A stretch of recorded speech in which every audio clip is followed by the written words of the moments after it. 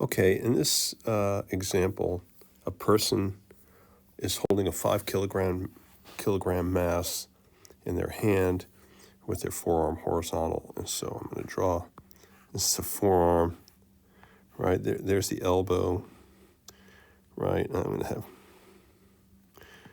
this is the mass, and that's 5 kilograms, right? And it says if their forearm is 30 centimeters long, so this distance here is, say, 30 centimeters equals 0.3 meters. What torque does the mass exert about the elbow joint, right? And so if you remember the equation for torque, the torque is equal to R times F times the sine of the angle between R and F. And so this is my R, which is 0.3 meters. The force is just the force of gravity, which is straight down, which is mg, which is 5 kilograms times 10 meters per second squared, which is 50 newtons. And so if I want to evaluate the torque is R, see if I can do that, is R times F times the sine of the angle between them. That's not very good, but you get the idea. It's just 0.3 meters times 50 newtons times the sine, and I've got to get the angle right. So this is the direction R is pointing this way, and this is the direction F, and so it's the angle between R and F, and so this is 90 degrees. And so 90 degrees, and so sine of 90 degrees is 1. This is 15 Newton meters, and that's the answer. If we wanted to go into a little more detail about this, we might say that since the torque is clockwise, that is to say, the mass is trying to rotate the arm this way in the clockwise direction, then it's a negative torque. But we'll mostly just be dealing with the magnitudes of these. So this is a similar question with a little more detail. It says, a person holds a 5 kilogram mass in their hand with their forearm horizontal. So this is just like before, and so I'll draw that. So here's the forearm, right? And then they've got the mass in their hand somehow like that, right? Here's the elbow, right? The forearm is 30 centimeters long, just like we said before.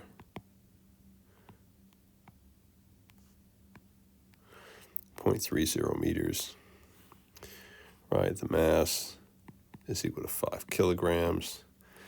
And we'd say, if the bicep of the arm attaches 3 centimeters from the elbow joint and pulls up vertically, what is the force in newtons exerted by the bicep? And so there's a couple of things going on here, so let's just talk about this. Let me get a different color here. See if I can do that. Well, this give me a different color. So you guys know better than I do how muscles work, but this is the bicep muscle.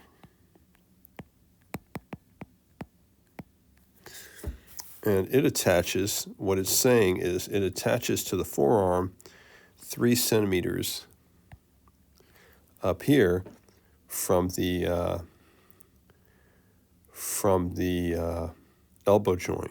And so this is the distance that's 3 centimeters now.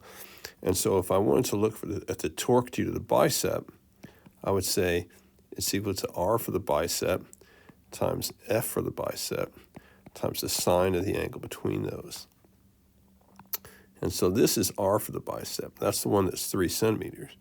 So R bicep equals 0.03 meters. The force due to the bicep is what we're after. This is how hard your muscle has to pull. Well, your muscle has to pull in such a way as to balance the torque due to the weight. I'll call that torque due to the mass. And we already said that's 15 Newton meters, right? Because it was 50 newtons for the weight times 0.3 meters, so 15 Newton meters. And so this is going to produce a torque in the opposite direction, right? The torque due to the bicep is going to pull up on the arm and try to rotate the arm this way, while the torque due to the weight is going to try to pull it this way. And if the bicep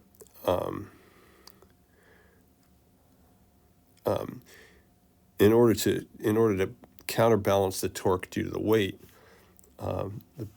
what we have to have is that the torque due to the bicep is equal to the torque due to the mass in magnitude. These two have to be the same size. This guy's pulling in the opposite direction, but its magnitude has to be the same. And we already said that this is 15 Newton meters.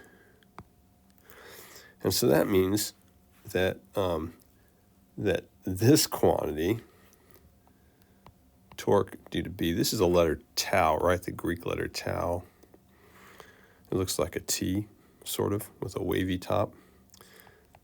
Is equal to RB times the force due to the bicep times the sine of the angle between them. But this quantity is just 1 because, once again, these guys make a 90-degree angle. The direction of this thing called the moment, the R, and the direction of the force, if we say the force is pulling up vertically, it pulls vertically upward, right? So is equal to the torque due to the mass. And that means the force due to the bicep, which is what we're after, is the torque due to the mass divided by the distance the bicep attaches. This is called the moment arm of the bicep muscle, right? It's the distance from where it acts to where the center of rotation is, right? And so this is 15 Newton meters divided by 0.03 meters, which is 500 newtons. So the answer is 500 newtons. And the point of this is that the torques have to be equal. And so if the mass is 10 times farther out, the bicep has to be pulling 10 times harder. And so this is a 50 Newton downward force at 0.3 meters.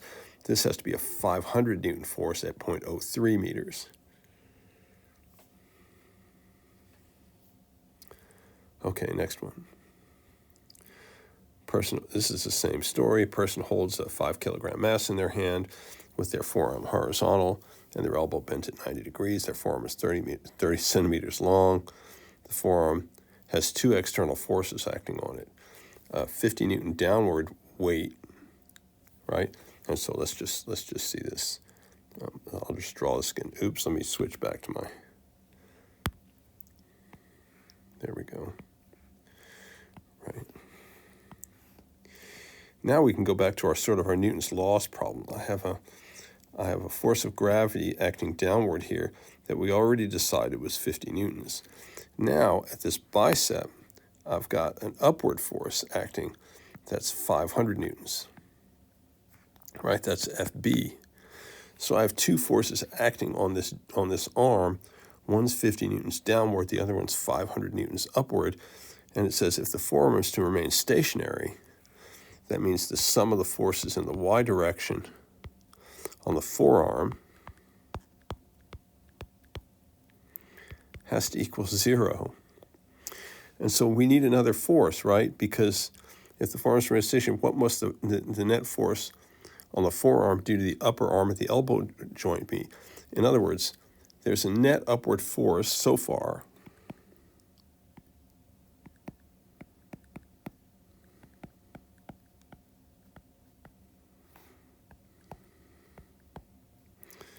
I don't know if you can read my handwriting on that. The force due to the beam upward and the force due to the weight, the force due to the bicep upward and the force due to the weight downward, net a 450 Newton force upward. If there were no other forces acting on the forearm, it would go up because there would be a net 450 Newton force upward. That's 100 pounds roughly. And so what's going on here is that at the elbow joint,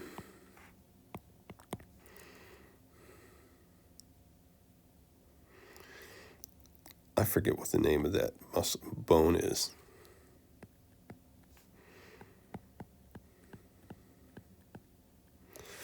Wow, that's awful. Let me try that one more time. So ULNA on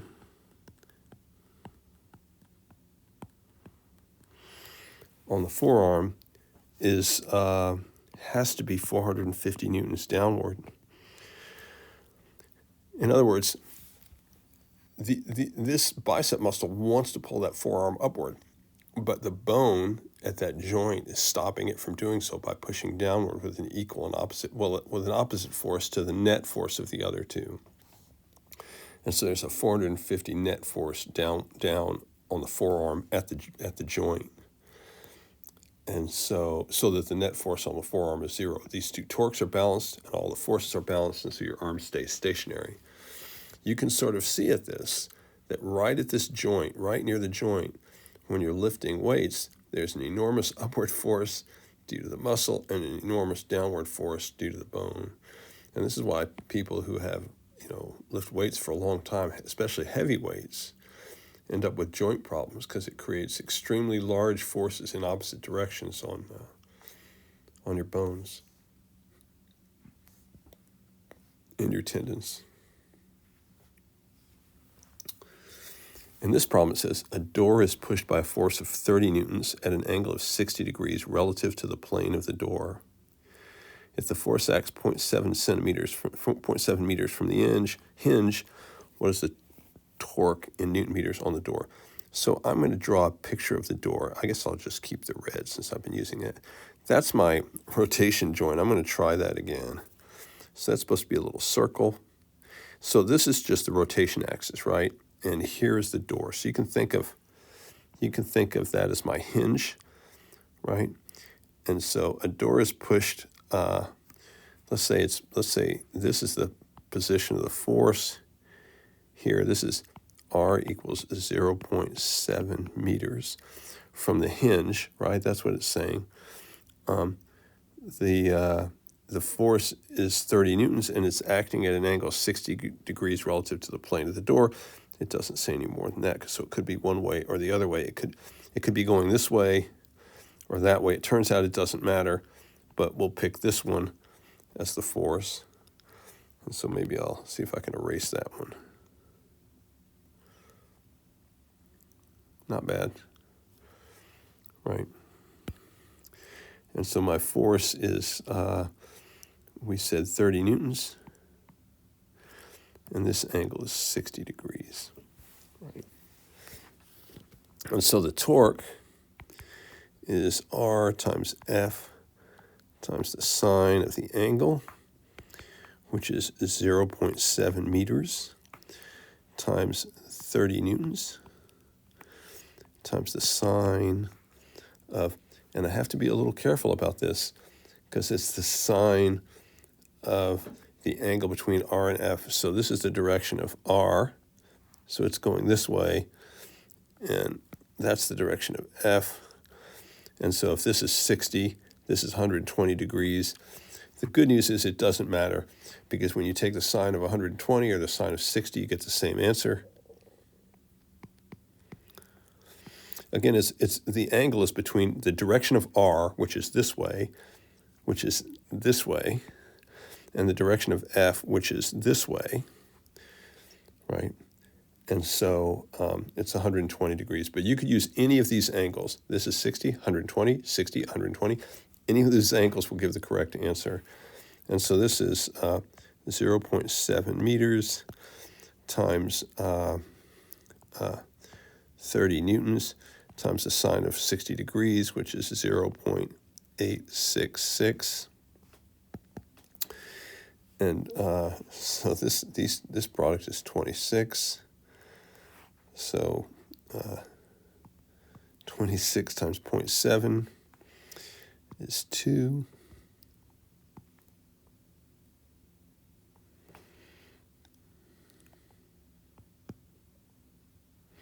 (18.2 newtons).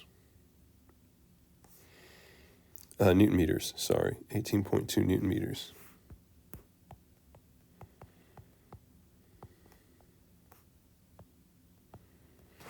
Which gives us B.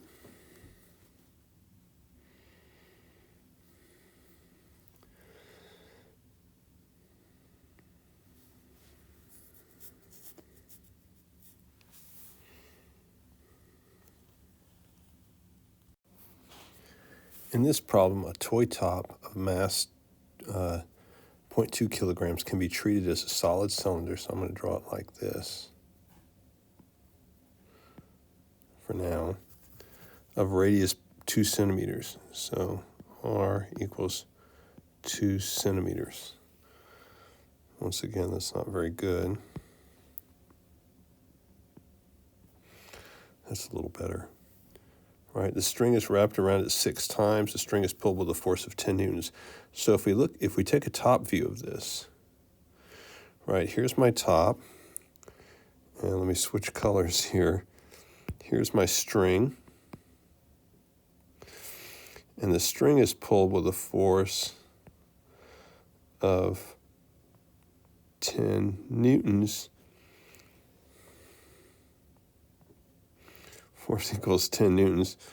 And here's the center, and this radius here we already said was R is equal to 0.02 meters. And so we want to know what the torque is, right? And once again, the torque is R times F times the sine of the angle between them. There's the direction of my R. There's the direction of my F, and so this is my theta. And so this is 0.02 meters times 10 newtons times the sine of 90 degrees. Sine of 90 degrees is 1, and so it's 0.2 Newton meters is the torque. What's interesting about that is that when you have string wrapped around something, you just act as though the force is acting at the contact point. Technically, the string is going around this a bunch of times, right? If I just draw this picture here like this, right? The string's wrapped around it a bunch of times, and the force is in this direction. And so you just treat it as though that's the place where the force is acting, right where the string starts to come into contact tangent to the circle. And so this is the calculation. So the answer is 0.2, and that would be A.